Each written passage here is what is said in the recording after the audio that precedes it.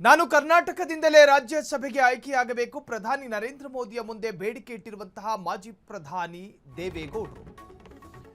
ನಾನು ಕರ್ನಾಟಕದಿಂದಲೇ ರಾಜ್ಯಸಭೆಗೆ ಆಯ್ಕೆಯಾಗಬೇಕು. ಪ್ರಧಾನಿ ನರೇಂದ್ರ ಮೋದಿಯ ಮುಂದೆ ಬೇಡಿಕೆ ಇಟ್ಟಿರುವ ಮಾಜಿ ಪ್ರಧಾನಿ ದೇವೇಗೌಡರು. ಸಾಯುವವರೆಗೂ ಕರ್ನಾಟಕದ ಮಣ್ಣಿನ ಸೇವೆ ಮಾಡ್ತೀನಿ. ರಾಜ್ಯದಿಂದಲೇ ಆಯ್ಕೆಯಾಗೋದಕ್ಕೆ ಎಚ್.ಡಿ. ದೇವೇಗೌಡರು ಪಟ್ಟು ಹಿಡಿದಿದ್ದಾರೆ. ಜೂನ್ನಲ್ಲಿ ರಾಜ್ಯಸಭೆ ಅವಧಿ ಪೂರ್ಣಗೊಳಿಸಲಿರುವಂತಹ ಎಚ್.ಡಿ. ದೇವೇಗೌಡರು ಮಹಾರಾಷ್ಟ್ರದಿಂದ ನೇಮಕ ಮಾಡೋ ಚಿಂತನೆ ನಡೆಸಿದ್ದ ಬಿಜೆಪಿ ಕರ್ನಾಟಕದಿಂದಲೇ ಆಯ್ಕೆ ಮಾಡುವಂತೆ ದೇವೇಗೌಡರ ಬೇಡಿಕೆ. ಹೊರ ರಾಜ್ಯದ ಆಫರ್ ತಿರಸ್ಕರಿಸಿ ಕರ್ನಾಟಕದ ಸೀಟೇ ಬೇಕೆಂದು ಮನವಿ ಮಾಡ್ಕೊಂಡಿದ್ದಾರೆ. ನೋಡಿ, ಇದರಲ್ಲೂ ಕೂಡ ಸ್ಟ್ರಾಟಜಿಗಳಿದಾವೆ. ಹಿರಿಯ ನಾಯಕರ ಭಾವನಾತ್ಮಕ ಮನವಿಗೆ ಮಣಿಯುತ್ತಾ ಬಿಜೆಪಿ ಗೊತ್ತಿಲ್ಲ. ಈಗಾಗಲೇ ನಿಮಗೆ ಗೊತ್ತಿರೋ ಹಾಗೆ ನಟ ಜಗ್ಗೇಶು, ಇನ್ನು ವೀರೇಂದ್ರ ಹೆಗಡೆರಂತಹ ಸಾಕಷ್ಟು ಜನ ಕರ್ನಾಟಕದಿಂದಲೇ ರಾಜ್ಯಸಭೆಗೆ ಆಯ್ಕೆಯಾದವರಿದ್ದಾರೆ. ಅದರ ಜೊತೆಗೆ ದೇವೇಗೌಡರು ಈ ಹಿಂದೆ ಆಯ್ಕೆಯಾಗಿದ್ದರು. ಆದರೆ ರಾಜ್ಯಸಭೆಯ 6 ವರ್ಷದ ಪೂರ್ಣಾವಧಿ ಇನ್ನೇನು ಕೆಲವೇ ದಿನಗಳಲ್ಲಿ ಮುಕ್ತಾಯಗೊಳ್ಳುತ್ತೆ.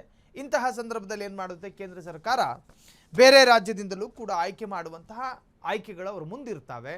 ಸೊ ದೇವೇಗೌಡರನ್ನ ಮಹಾರಾಷ್ಟ್ರದಿಂದ ಆಯ್ಕೆ ಮಾಡುವುದಾದರೆ ದೇವೇಗೌಡರು ಅದನ್ನು ನಿರಾಕರಣೆ ಮಾಡ್ತಾರೆ.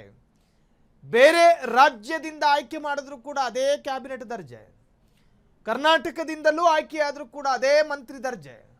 ಆದರೆ ಯಾಕೆ ನಿರಾಕರಿಸ್ತಾರೆ ಅಂತ ಕೇಳಿದ್ರೆ, ನಾನು ಮತ್ತು ನನ್ನ ರಾಜ್ಯ ಎರಡರ ನಡುವೆಯೂ ಒಂದು ಎಮೋಷ್ನಲ್, ಒಂದು ಭಾವನಾತ್ಮಕ ಸಂಬಂಧಗಳಿದ್ದಾವೆ.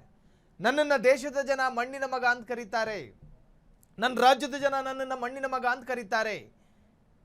ಸೊ ಹಿಂಗಿದ್ದಾಗ ನಾನು ಸಾಯೋವರೆಗೂ, ನನ್ನ ಜೀವ ಇರೋವರೆಗೂ ಕೂಡ ನಾನು ಕರ್ನಾಟಕದಿಂದಲೇ ಆಯ್ಕೆಯಾಗ್ತೀನಿ ಅಂತ ಹೇಳಿ ದೇವೇಗೌಡರು ಪಟ್ಟು ಹಿಡಿದಿದ್ದಾರೆ.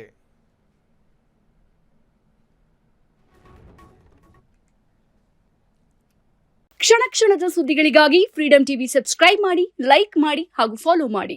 ಹೊಸ ಸುದ್ದಿಗಳ ನೋಟಿಫಿಕೇಶನ್ಗಾಗಿ ಬೆಲ್ ಐಕಾನ್ ಮೇಲೆ ಕ್ಲಿಕ್ ಮಾಡಿ.